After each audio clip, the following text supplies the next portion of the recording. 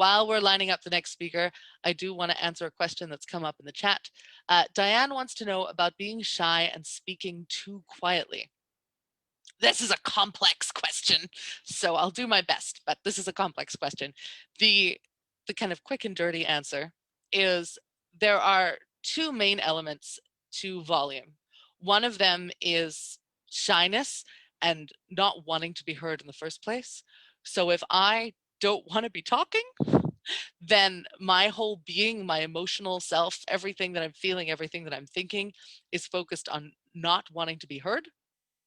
And so my voice will often come out as very quiet and very small, and because I want to disappear, because I don't want people to hear me. And so the physical manifestation of how I'm feeling will be a very quiet voice, a very internalized voice, a very swallowed voice.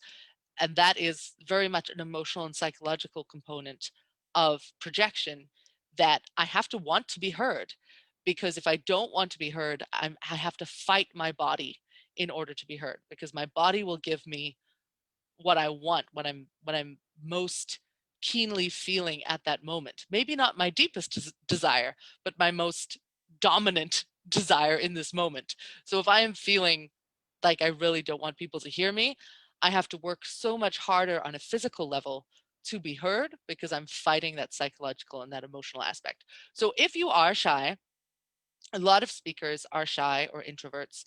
That's absolutely okay. You don't need to change who you are, but you want to focus on why you want to be heard in the first place. And just focusing on that, focusing on the need to speak, the need to be heard, why it's important to share your message, instead of focusing on, I'm shy, I don't want to be here, I don't want people to listen to me, that can really shift things, and it will physically change what's going on in your voice and your body. The second thing is breath. So this is a very physical thing. It does, even if I'm a very gregarious person, if I don't know how to breathe properly and I've cut off my breath channel, maybe I sit at a computer all day and I'm hunched over, so I can't access my diaphragm really. I can only breathe into the top of my lungs. Maybe I have a collapsed sternum, or maybe there's all sorts of things that, it's not only bad habits that can affect shallow breath. Sometimes it's because, something's out of whack with my spine and it's pinching on my diaphragm. So sometimes you need to go see a physiotherapist.